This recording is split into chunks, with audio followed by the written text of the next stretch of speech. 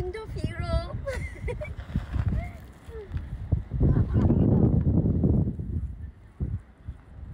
গতকালকে গিয়েছিলাম Cabo da Roca, ওয়ার এন্ড অফ ইউরোপ, যেখানে ইউরোপের শেষ, তারপরেই হচ্ছে আটলান্টিকের সূচনা, অ্যান্ড দেন আমেরিকা।